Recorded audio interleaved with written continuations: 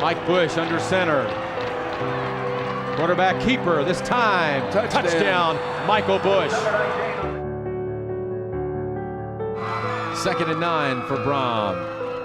Got McBroom. Tayshawn McBroom. They're not going to get him. Touchdown. An onside attempt. And Male has recovered. Bush, all kinds of time. He's going deep. He's looking for Spencer in the end zone. It's intercepted.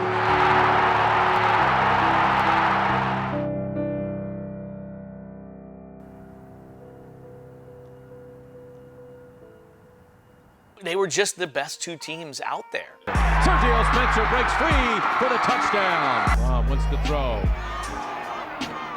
Looking for McBroom, over the shoulder catch, and it's another touchdown.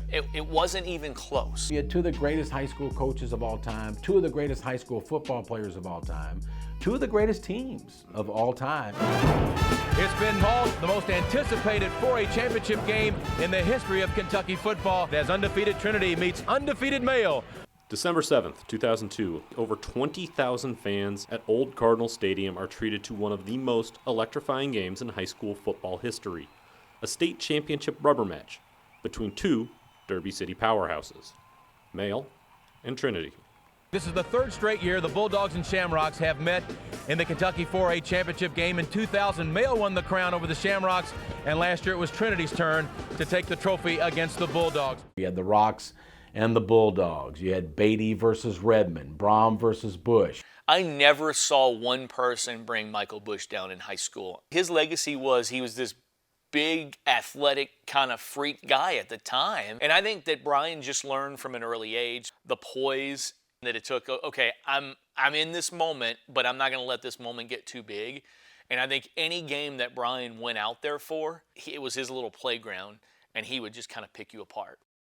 The job was offered to me in '99, and I turned it down. And then it opened up again the next year, and I took the job. And so they were telling me about this incoming freshman named Brian Brohm. He was a very down-to-earth guy, so he was easy to get along with. He didn't have an ego or anything like that. What Brian did have was a well-known last name. He is the youngest of 4 children. His older sister Kim was a 3-sport athlete at Spalding University in Louisville. His 2 older brothers, Greg and Jeff, each played football at Trinity before going on to play at the University of Louisville.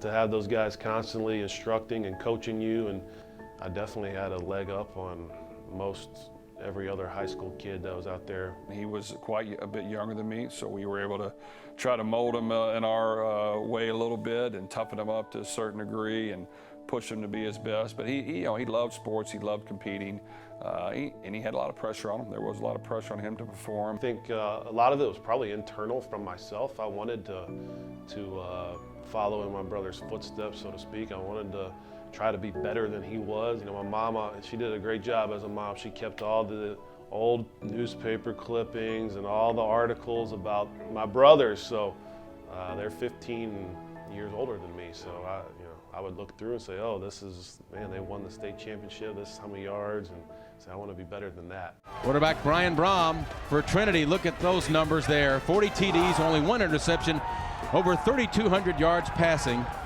by the junior quarterback. Many services rate him as the top junior quarterback in the U.S. Over his 4 years of high school, Brian Brohm set Trinity records for touchdown passes, career completions, and a single game yardage record in 2002. Those records are still held today. And while he was rewriting those Shamrock record books, college coaches were writing him letters. It was either a junior varsity game or a freshman game. And after the game coming out, we said, yeah, we've got to offer that kid. We needed to keep him at U of L, not only because of that, but because he was a great player. I'd been getting some attention from colleges. Definitely my junior year, I was getting a lot of it. Had a good sophomore year. Teams kind of were already starting to know who I was, and then the junior year, definitely during that year and after that year, it really picked up. I think Brian, because of Oscar and Greg and Jeff and having the legacy, I think Brian probably got more attention. But I think Michael got his share of attention, and I think people knew exactly how good he was or could be, down the road. And you can see Michael Bush is a load to bring down. Regardless of what I did on the field when I got home, my nickname was Lil Mike. I played in 10th Street football down off of Muhammad Ali, and I wasn't the biggest dude out there. I was getting knocked around, and then that's one summer I hit a growth spurt. I remember getting hit by certain people who was talking trash. I'm like, okay, then it's your turn. So that's kind of what started the whole, start of Michael Bush, I guess. I was at their first day of practice when he was a freshman, and he walked by, and Bob Redmond goes, "You're going to know that one's name a lot." Mike's a competitor, and he was competitive in everything he did and almost didn't play football. I should have won Mr. Basketball, but I think because everybody had already put me in the football set and I needed to rep the city of Louisville, state of Kentucky, so that's kind of how that football thing just played out. Once he thought about the whole situation, about where he would be, what kind of size he might end up being or whatever, he decided to stick with football. I'm glad he did. That size was 6'3", roughly 250 pounds. And after playing wide receiver and defensive back for his first 3 years at Male, Bush lined up at quarterback for his final season of high school. I thought it was funny. Mike's a big guy and it was a big quarterback. Back then it wasn't popular as it is now to have a quarterback that was that size or was running that much and stuff. So I thought it was funny at first, but I liked it. See, I was a QB in Little League, right? So they had a weight limit. I had to play like pulling guard or something. I was on the O-line and playing linebacker. So when I got to high school, I'm like, I'm not finna keep getting beat up again. So I was like, I'll play receiver and corner. So then as the years went on, I seen how good we were. And our quarterbacks was leaving every time. And we had a guy named Brandon Blackaby who was a quarterback at the time. And then when he left, that's when I wanted to jump into it. I feel like I can still run and I still had a heck of an arm. So there's no doubt in my mind I still could have played quarterback. Bush accounted for over 30 touchdowns his senior year. A combination of throwing touchdowns, rushing touchdowns, and even some returns on special teams. And that's because every single position that Michael Bush lined up in looked like the one he was born to play.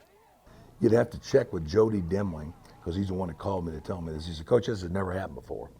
He said, Mike has got enough votes to be all-state at 5 different positions. At the time, they came in on handwritten ballots, and I get them, and I'm hand tabulating them at the time, and I'm looking, and I'm going, Michael Bush, defensive end. Michael Bush, linebacker. Michael Bush, offensive line. He never played. One coach put him at every position except for quarterback because they put Brian Brohm at quarterback. Both teams have been devastating in the postseason. And one more to go. In 2000, they put it on us good. 2001, we put it on them pretty good. And so here's the rubber match. The St. X Trinity, Male Manual was the two supposed rivals. It was Male Trinity. The preparation, even today, we get ready to play Male. It's like your guard hairs go up on a dog, I can't remember who the 3rd, 4th, 5th best teams were in that one because those two were so separate from everybody else. Coming back my senior year, it's like we was coming back to take what was ours. We thought it was a great group coming back, thought we had a chance to get right back to where we were the year previously, and we wanted another state championship. Our kids expected to be there, and they expected to win. We had a really good team, so we were very optimistic. And hello, everyone. Welcome to Fairgrounds Cardinal Stadium. Mike Hartnett. These teams, not only the 2 best in the Bluegrass, 2 of the best in the country.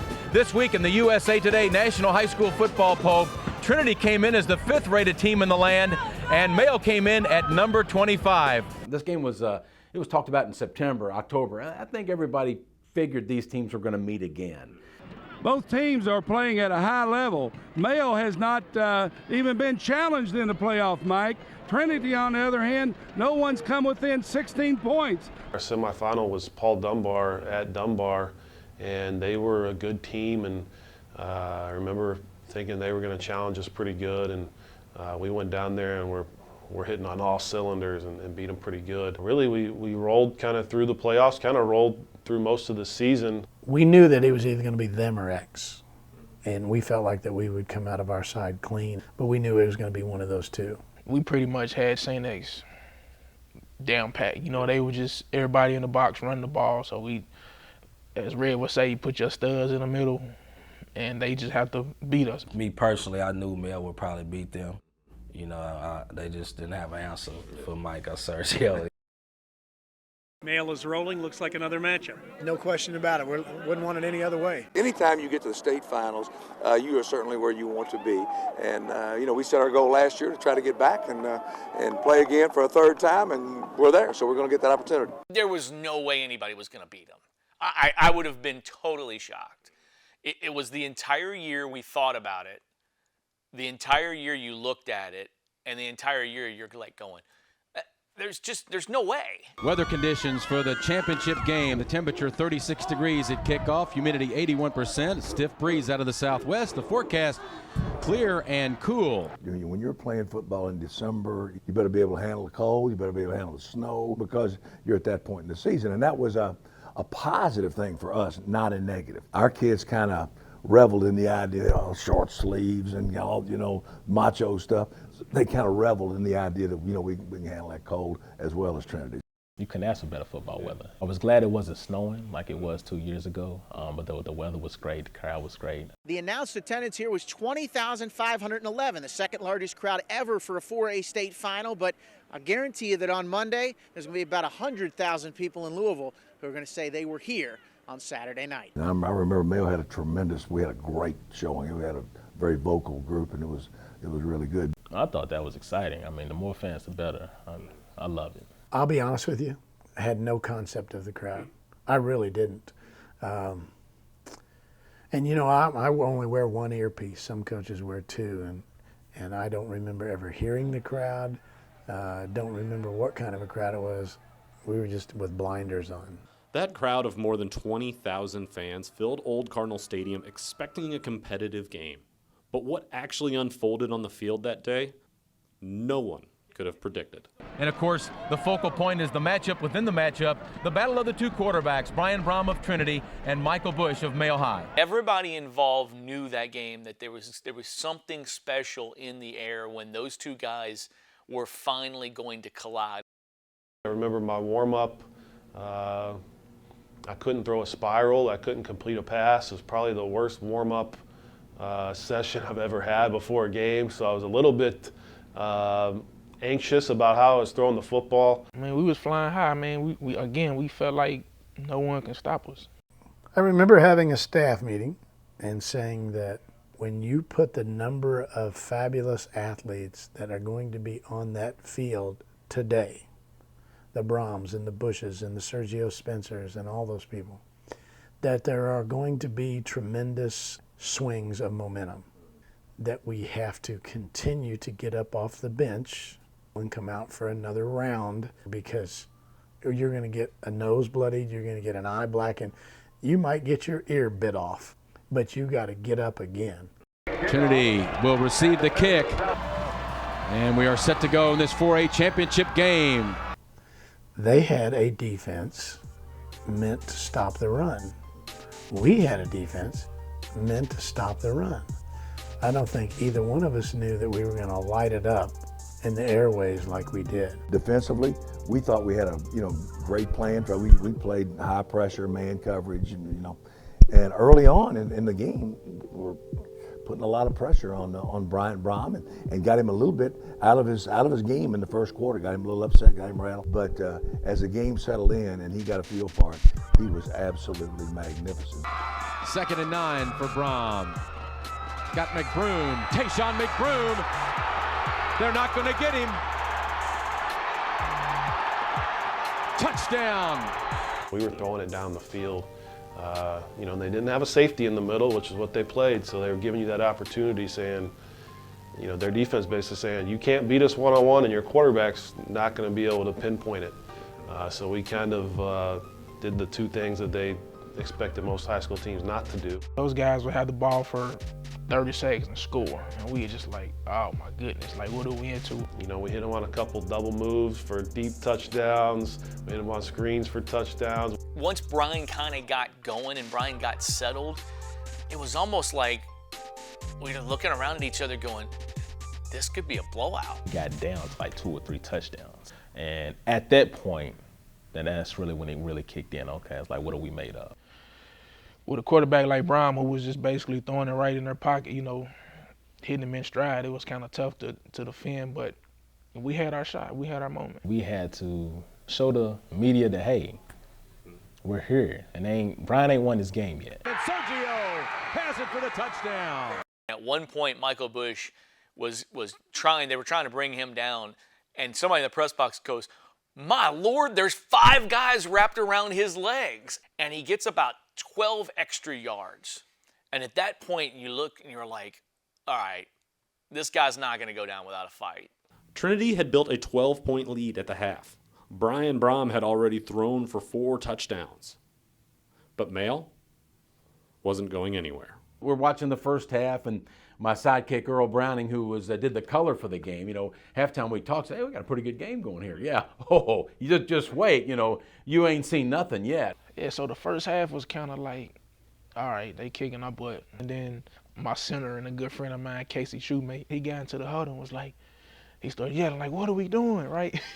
And I'm looking at him. He's like, Mike, you got to do something. I'm like, all right, Casey, calm down. We been here. And then just like clockwork, man, I think I started just calling plays, and we just started dinking and dunking all the way down the field. Into this 11-point lead. Spencer on the handoff, cuts inside, across the 20. 2nd and 4 for Bush. Going deep for Spencer's got a man beat. Spencer has it at midfield. Male, they had to find some offense, and they eventually did. And they found it in a hurry. It got to the point where they would march 80 yards, 60 yards, and that was certainly the key to the set for Male to get back into it, was they were just slugging away, and they were grinding away on offense. It was difficult. They were starting to make a run. Our defense started to be on the field a lot. But we knew once we got on the field that it was going to be hard for them to stop us. Male trailed by as many as 18 points. The team was down 17 to start the 4th quarter. And to make things worse, fatigue was setting in. It's amazing that they held up as long as they did in that game, to be right there in the thick of it with a chance to win it. First or second play of the 3rd quarter, Brian throws a ball deep, and it was to Daniel Mudd, and it's a touchdown pass. It's an easy touchdown pass. But out of nowhere, here you see Michael Bush trying to catch him, and I'm like, man, this guy, and then he goes right back in. Michael Bush has got to be tired after that run of 85 yards. Yeah, we was getting tired. I mean, half our offense was playing both ways. All the skill position were. So, but again, we've been doing it all year. They wanted to be difference makers, and they knew that they can't make a difference down over on the side. They got to be in the game to make an impact. Sitting here telling you today, I would say yes, it wore me down. But if you asked me back then, oh no, put me in, give me the ball, let's go. Dogs desperately need 6 points here. Mike Bush under center. Quarterback keeper this time. Touchdown, Michael Bush. Male pulled within 10 points in the 4th quarter. And that is when Coach Bob Redman pulled out all the stops. An onside attempt. Takes a big bounce and a big hop, and it looks like the Shamrocks did recover. Oh, wait a minute, now there's a scramble for the ball. And Male has recovered. They recovered like 3 onside kicks, and we had practiced that, and we had made adjustments of that, and it just kept coming. And I think we were offsides on maybe at least 2 of them things, like way offsides. Referees didn't call anything, but it didn't matter. They didn't call it. We got the ball, so we was trying to make it work. A kid like Brian Brohm forced a decision like that. It was the only thing that made sense to me, and it was a credit to his ability. I knew he couldn't stop him, and with about 1:40, we're driving to win the ball game. It was crazy. It was like nobody wanted that game to end. Before it's all said and done tonight, this could go down as the greatest game ever played in Kentucky high school football. It's that simple. You could just hear the crowd, the excitement, just the intensity, the pressure was building up in that 4th quarter. And we did that was, I think, our longest drive was late in the 4th quarter. We ran the ball a little bit and were able to punch it in for a touchdown. And then they had an opportunity, and they took the ball down the field. As you're standing there, and as a quarterback, you stand on silent, can't do anything about it. Whoever made the mistake last is who got bit. I think we had the opportunity at the end to win because we were down, and we kind of miscued on that one. 1:21 to play. 1st and 10 Male at the Trinity 45-yard line. Bush, all kinds of time. He's going deep. He's looking for Spencer in the end zone. It's intercepted. Intercepted on the 1-yard line. Unbelievable. Everybody knew the ball was coming to me. And I looked at the person they had on me, and I knew I could outrun them. Seemed deep, and it was a guy I'd never seen, never heard. And I was like, okay. So gave Mike the look. He looked at me. Said, let's go. So we went 5-fly. And I'm running down the field. I turn around and look, and I'm waiting on the ball. I pass the defender. I'm still going, and the ball, I could tell it's already thrown short. The dude jumps up, gets the interception, and I'm just standing there looking at him. I knew that the game was over then. I was furious. I didn't say anything. I didn't walk off the field. I had to play defense, but I was looking for Mike. And he didn't make eye contact with me because, I mean, we've made this throw 100 times in our career. And he would not look at me. He would not look at me, and because I wanted to know what happened. Like, how did you underthrow this ball? We had done this play before where Serge just streaked down the middle and I just throw it to him. But we also had a dump off with Andrew Patton. And my first instinct was to throw it to Andrew because I feel like we still had time. He could have got out of bounds because everybody had already basically was chasing Serge. They knew where the ball was going. But the first time, maybe in my career, that I underthrew a ball, I think it was that time. I mean, he could throw the ball 60 yards easy. Like, there was no way he underthrew this ball. Like, that was unheard of. Being a leader of that team, I felt like it was my fault. And I let people down, you know.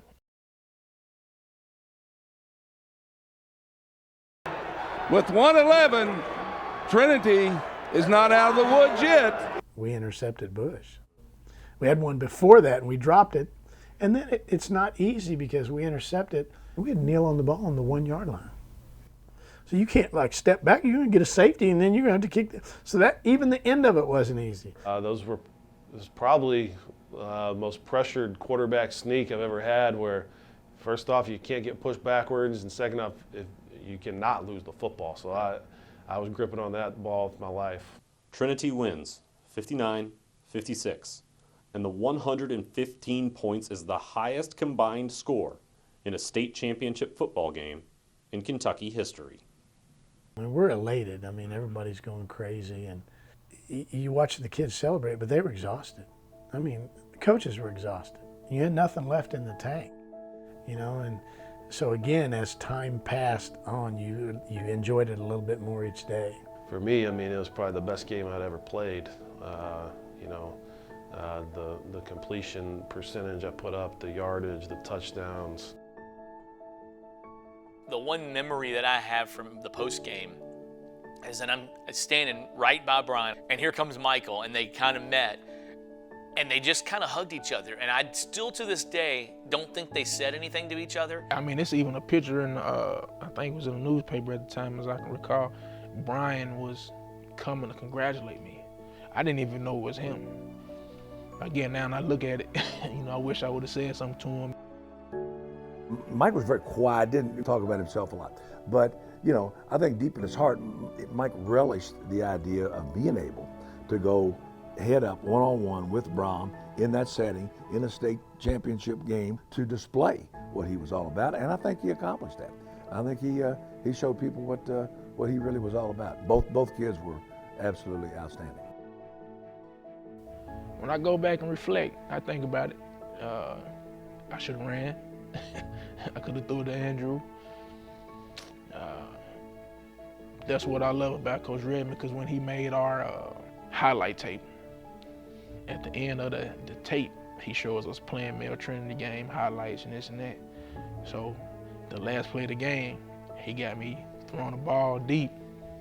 And the ball just, you know, nice tight spiral going down, and the film stops.